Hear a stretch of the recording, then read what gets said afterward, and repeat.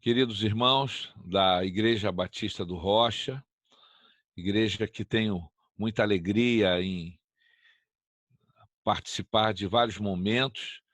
Na minha juventude, pude passar momentos muito alegres e felizes aí nesse lugar.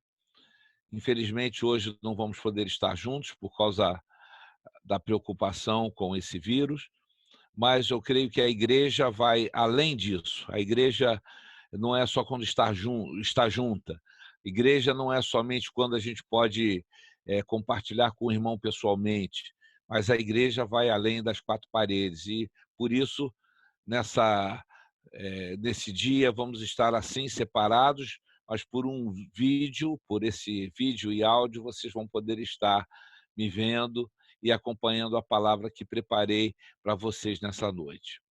Queridos amigos e irmãos, o nosso tema nos leva ao texto de 2 Crônicas 7, versos 12 a 15, que diz assim: De noite apareceu o Senhor a Salomão e lhe disse: Ouvi a tua mão e escolhi para mim esse lugar, para a casa de sacrifício. Se eu cerrar os céus de modo que não haja chuva, ou se ordenar aos gafanhotos que consumam a terra, ou se enviar a peste entre o meu povo, se o meu povo, que se chama pelo meu nome, se humilhar e orar, e me buscar, e se converter dos seus maus caminhos, então eu ouvirei dos céus, perdoarei os seus pecados e sararei a sua terra. Estarão abertos os meus olhos e atentos os meus ouvidos à oração que se fizer neste lugar. Eu quero falar sobre princípios de um avivamento. A minha ideia era ver com vocês um pedaço da história do avivamento nas Ilhas Fiji, mas vai ficar para outra ocasião. Eu passo depois o YouTube, que vocês podem acessar e ver. Mas eu queria iniciar introduzindo a ideia de que nos dias atuais, com muita clareza, a palavra que a gente vê presente são as palavras que o apóstolo Paulo dá a Timóteo sobre os dias do fim. 2 Timóteo 3, versos 1 a 5. Sabe, porém, que nos últimos dias haverá tempos difíceis, pois os homens amarão a si mesmos, serão gananciosos, arrogantes, presunçosos, blasfemos, desobedientes aos pais, ingratos, ímpios, sem afeição natural, incapazes de perdoar, caluniadores, descontrolados, cruéis, inimigos do bem, traidores, inconsequentes, orgulhosos, mais amigos dos prazeres que amigos de Deus, com aparência de religiosidade, mas rejeitando-lhe o poder. Afasta-te também desses. Muitas vezes nós não percebemos, mas estamos vivendo exatamente essa situação. Alguns comentaristas entendem que quando Paulo fala em tempos de fim, ele não está dizendo especificamente para o final dos tempos, mas todos os tempos que acontecem a partir daquela data. E a gente está vivendo isso. O pecado tem sido devastador. Às vezes a gente não percebe como ele está se tornando cruel e terrível.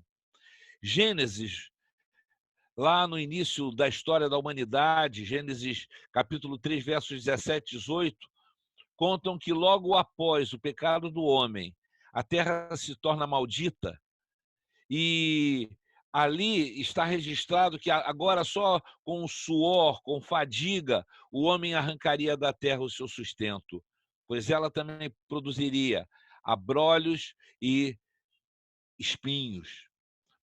Mais adiante, no livro de Oséias, capítulo 4, versos 1 a 3, a gente vê uma palavra muito interessante de Deus ao povo de Israel. Ele diz assim: ouvi a palavra do Senhor, vós filhos de Israel, porque o Senhor tem uma contenda com os habitantes da terra, porque nela não há verdade, nem amor, nem conhecimento de Deus. O que só prevalece é perjurar, mentir, matar, furtar e adulterar. E há arrombamentos e homicídios sobre homicídios. Por isso a terra está de luto, e todo que mora nela desfalece, com os animais do campo e com as aves do céu, e até os peixes do mar perecem. Caramba, parece que com uma propriedade tremenda esse texto fala para nós nos dias de hoje. A gente está vendo exatamente essa realidade. O apóstolo Paulo, mais uma vez, no seu poder de síntese, ele retrata isso lá em Romanos 8, verso 32, quando ele diz que toda a criação, a um só tempo, geme e suporta angústias até agora.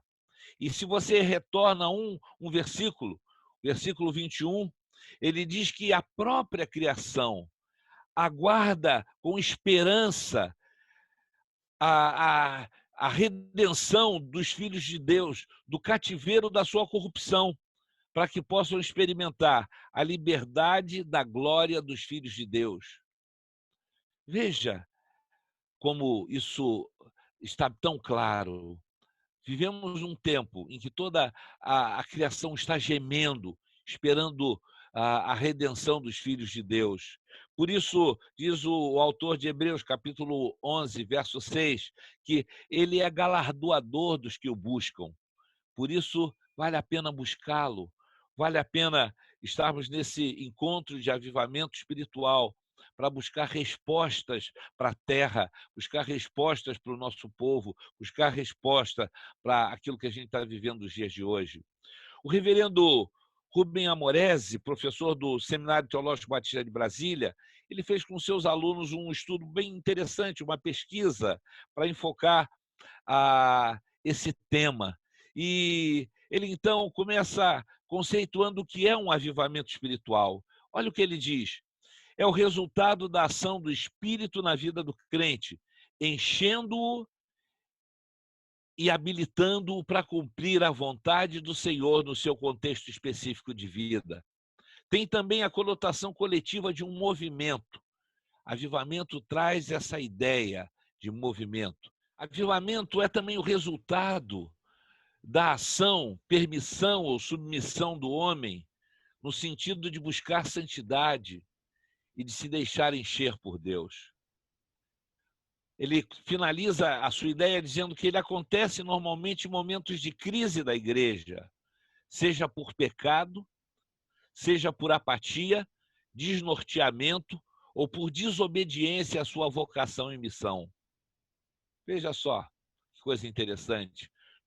Os avivamentos só acontecem quando um grupo de pessoas de algum lugar, de algum bairro, de alguma cidade, de um povo, nação, se incomoda com o seu pecado, se incomoda com o pecado do seu povo e, consequentemente, do seu afastamento de Deus, e discerne que todo o caos espiritual que estão vivendo, que alcança as pessoas, as instituições civis, particulares, o governo, a economia, o seu modo de vida, suas escolhas, a forma de viver, a forma de produzir riquezas, os animais, as florestas, o degelo do planeta, tão falado nos dias de hoje, tem como fundamento o pecado, presente e passado. Quero então ver com vocês, indo adiante, passos para um avivamento. Que passos nós poderíamos dar para que Deus se manifestasse em prol da sua igreja, em prol do nosso bairro, em prol da nossa cidade, com um genuíno avivamento? Quero então voltar ao nosso texto lido inicialmente, nosso texto áureo, e dele extrair alguns passos muito interessantes. Segunda Crônicas 7,14 diz: se o meu povo, que se chama pelo meu nome, se humilhar e orar e me buscar, e se converter dos seus maus caminhos, então eu ouvirei dos céus, perdoarei os seus pecados e sararei a sua terra. Em primeiro lugar, avivamentos só começam a partir de uma ação, de uma atitude de um povo, ou de um grupo de pessoas, ou de uma igreja, em se humilhar na presença do Todo-Poderoso. Veja o que o grande profeta Isaías, falando da parte de Deus, nos diz lá no capítulo 66, verso 2 do seu livro. Ele diz que o homem para quem Deus olha é o abatido, o aflito e abatido de espírito, e que treme da sua palavra. O rei Davi acrescenta no Salmo 51, verso 17, que sacrifícios agradáveis a Deus são o espírito quebrantado, coração compungido e contrito. Estes Deus não despreza. Ainda no Novo Testamento, Tiago, irmão do Senhor, ainda nos fala a respeito do que Deus espera, do capítulo 4, versos 8 a 10. Diz assim: chegai-vos a Deus, e ele se chegará a vós outros. Purificais as mãos, pecadores, e vós que sois e vós que sois de ânimo dobre, limpai o coração. Afligi-vos, lamentai e chorai. Converta-se o vosso riso em pranto e a vossa alegria em tristeza. Humilhai-vos na presença do Senhor, e ele vos exaltará. Não é uma simples atitude marcada pela entonação de voz, de emoção, ou pela postura do corpo quando estamos orando, mas é algo vindo da alma. Até porque através do nosso coração quebrantado, que só pode ser fruto da ação do Espírito Santo em nós, é que nós nos reconhecemos pecadores. Essa profunda convicção de pecado só pode ser produzida pelo Espírito Santo. Não adianta você pensar que pode produzi-la através de uma simples oração ou de um simples momento de afastamento de coisas e de pessoas, mas declara Rubem Amorese que ela é resultado da ação, da permissão ou submissão do homem, no sentido de buscar santidade e de se deixar encher por Deus. Portanto, preliminarmente, Deus espera que nós, como igreja, como povo, nos unamos a Ele num sentimento, reconhecendo o nosso pecado, reconhecendo a nossa fraqueza, reconhecendo que precisamos dEle, que precisamos do seu agir na nossa vida. É preciso a gente ir a Ele com esse coração compungido e contrito para Ele nos escutar. Em segundo lugar, essa busca ao Senhor, essa oração, tem de ser com vontade, tem de ser com desejo ardente. Devemos buscar mudanças com vigor. Ela deve gerar um clamor abundante, um verdadeiro clamor da alma e do espírito. Não pode ser uma oraçãozinha qualquer, evasiva, furtiva, aquela oração que muitas vezes a gente faz na hora do almoço. Muito obrigado pelo alimento, em nome de Jesus, amém. Ela exige entrega, ela exige tempo, ela exige compromisso, disposição de ficar na presença de Deus e esperar o que Ele vai falar para nós, esperar respostas de Deus, sabendo que não é Ele que precisa de nós, mas pelo contrário, nós que precisamos dele, aliás, desesperadamente. Precisamos do seu agir, da sua graça e da sua misericórdia. Veja a oração de Salomão nesse texto que é nosso texto áureo. Veja como começa. Às vezes a gente só começa do texto de 2 Crônicas 7, mas se você for para 2 Crônicas 6, a partir do verso 12, você vai descobrir alguma coisa muito interessante. O verso 13 revela que Salomão havia feito uma plataforma de bronze quadrada, com 5 côvados de cada lado e 3 côvados de altura. Você pode parecer uma simples coincidência, ele coloca essa plataforma de frente para o altar dos holocaustos. Mas não é não. Veja só. Se você for para Êxodo, capítulo 27, versos 1 e 2, você vai ver exatamente o que Deus havia mandado Moisés fazer. Uma plataforma de 5 côvados de cada lado, quadrada, 3 côvados de altura, exatamente igual àquela que ele fez para estar. Veja que Salomão agora se posiciona, se ajoelha e começa a sua oração de forma contrita, arrependido, clamando ao Senhor. Ele se põe nessa plataforma, diante da plataforma de holocaustos, como se ele fosse o próprio sacrifício. Me parece que essa é a intenção de Salomão ao fazer essa oração. Ele se dobra diante de Deus, ele se ajoelha e clama ao Senhor. E o Senhor escuta a sua voz, porque o Senhor não despreza nunca o coração quebrantado, arrependido e contrito. Em terceiro lugar, declara o nosso texto áureo ainda que não basta muita oração contrita. é preciso haver concomitantemente arrependimento e conversão. Arrependimento implica em reconhecer o pecado, a prática errada que temos feito, verdadeira tristeza pelo que se fez. Já a conversão implica em mudança de atitude, mudança de direção, mudança de hábitos. Conversão implica numa radical mudança de vida. Deus só traz avivamento quando o homem se arrepende dos seus pecados e se converte dos seus maus caminhos. Como vimos nos diversos documentários que existem sobre avivamentos, e particularmente nesse avivamento nas Ilhas Fiji, que eu sugiro que vocês vejam, Deus só traz avivamento quando há uma entrega de vidas, quando há reconhecimento de que o pecado é real e presente. E é pelo ardor do que se ora, pelo ardor da igreja, que isso vai acontecer. Jonathan Edwards, eu quero concluir examinando um pouco Jonathan Edwards. Ele foi um pastor congregacional, viveu no século XVIII e hoje é considerado por todos os historiadores como um dos maiores teólogos e pensadores da história nos Estados Unidos. Ele não foi só um dos instrumentos para um grande avivamento nos Estados Unidos ocorrido no seu país, mas ele se tornou o maior estudioso dos avivamentos, o maior intérprete desse fenômeno. Veja o que ele fala sobre o verdadeiro avivamento. Ele diz que nenhum avivamento ou experiência religiosa é genuína se não realçar esse Deus sublime em sua soberania, sua graça e amor. Veja como é interessante isso que ele diz.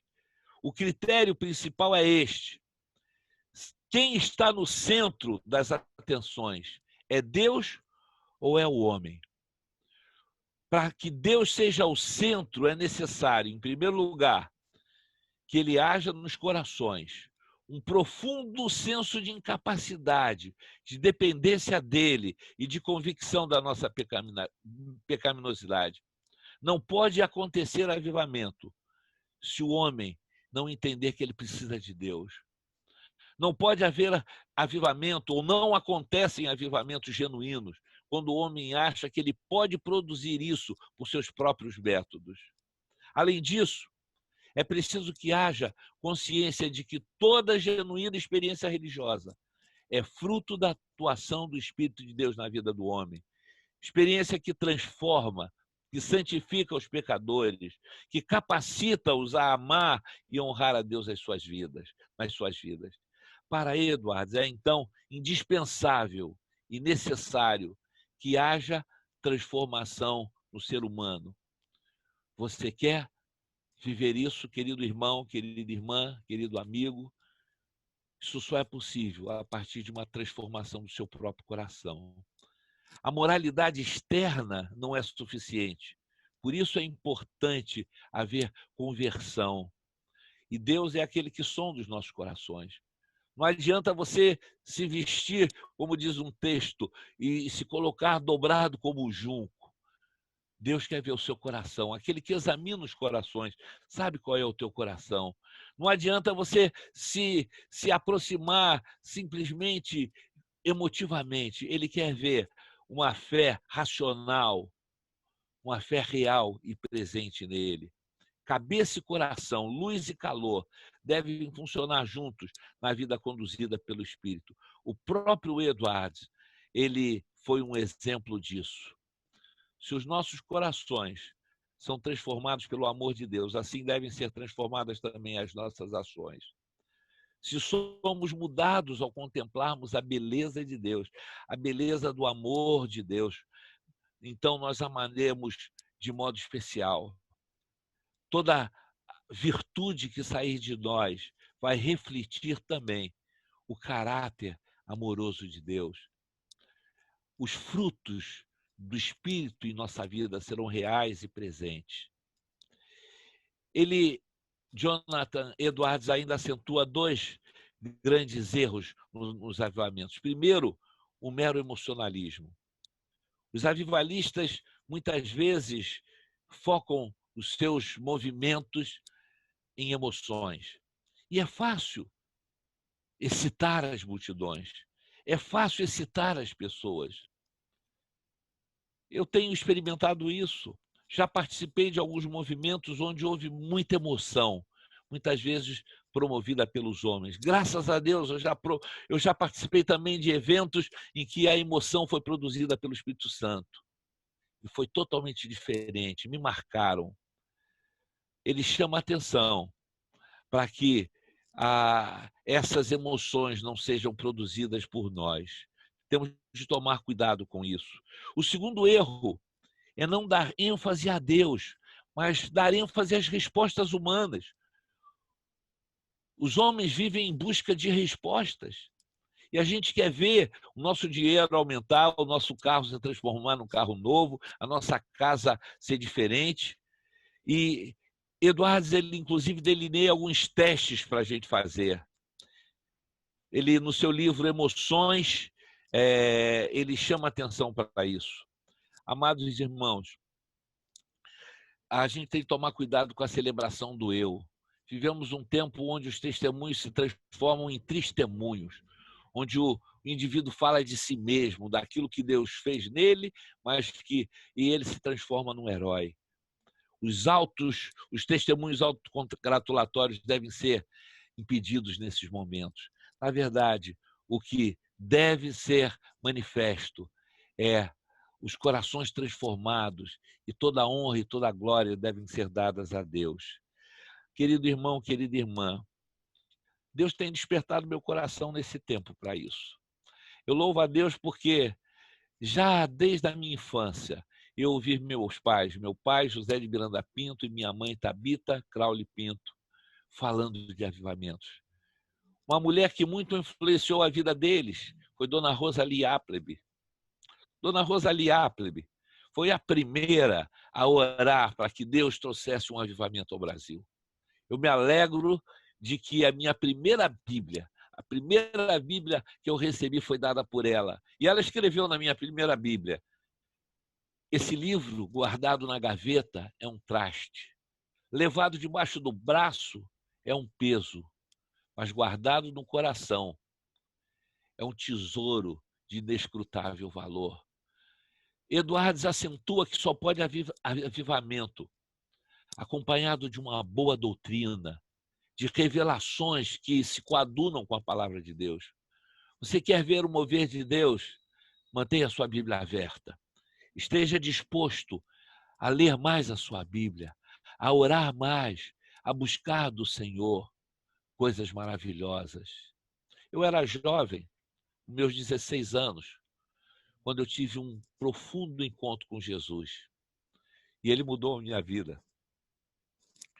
Eu me lembro que nós pedimos ao pastor José dos Reis Pereira para que mantivesse um estudo bíblico conosco toda sexta-feira aí na Igreja do Rocha. E toda sexta-feira ele nos dava um estudo bíblico. E era muito bom. Tivemos experiências maravilhosas aí. Mas eu me lembro de algo que era especial. Nós pedimos para ele e ele nos deixava fazer.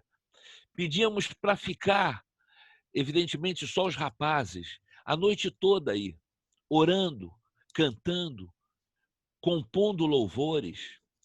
E nesse tempo foi um tempo que produzimos muitas coisas, muitas músicas, muitas coisas.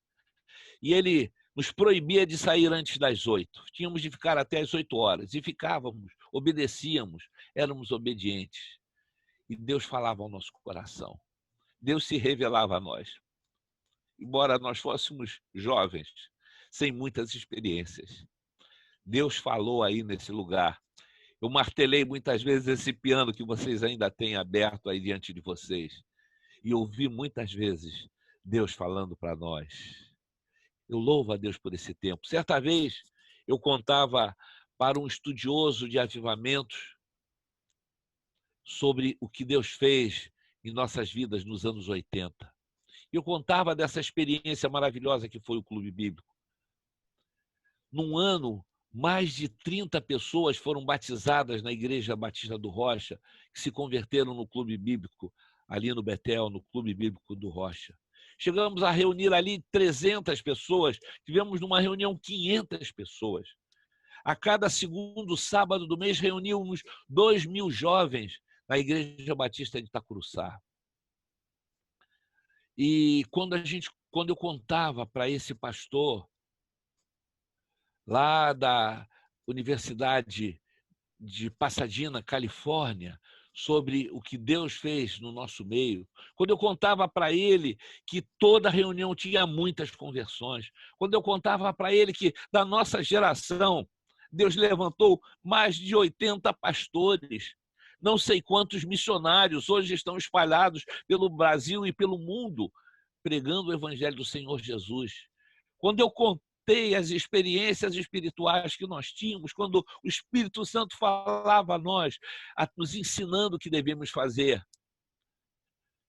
ele disse: vocês viveram um avivamento e não sabiam. Eu não tenho dúvida que Deus permitiu que nós, nos anos 80, vivêssemos um avivamento. Mas hoje, meu coração clama também por um avivamento desses dias.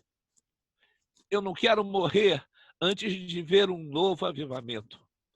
E eu creio que Deus está chamando essa geração, talvez uma geração muito desacreditada, uma geração como a própria música que escolheram diz, uma geração extravagante. Mas Deus quer falar a essa geração. Deus quer falar a você. E o princípio está em buscar, em separar tempo para Ele, em deixar que Ele converta o nosso coração. Que esses dias que vocês vão passar aí reunidos, se passarem, sejam dias em que o Espírito Santo do Senhor possa falar a cada um de vocês. E que vocês possam mover o coração dessa igreja, o coração do seu pastor, o coração dessa cidade, o coração desse bairro. E o Espírito de Deus possa alcançar muitas pessoas nesse tempo de crise, nesse tempo de medo, nesse tempo quando as pessoas estão trancadas nas suas casas com medo de vírus. Que o Senhor possa falar a todos os nossos corações, que a gente possa viver um tempo novo, um tempo de avivamento, porque sempre Deus fala nos momentos de crise. Que Deus abençoe cada um de vocês, que Deus abençoe a Igreja Batista do Rocha, que Deus abençoe os jovens da Igreja Batista do Rocha, que Deus abençoe o pastor João Fraga, meu amigo de longa data, que passamos também grandes experiências juntos. Um dia eu vou aí só para contar as histórias do João Fraga e da sua amada Didina, que protegeu ele com todo carinho, mais até do que minha mãe, Dona Tabita, fazia. Didina era a mãe de João Fraga e me trocou por ele, mas eu não tenho ciúme disso, não. Que Deus os abençoe ricamente, em nome de Jesus. Amém.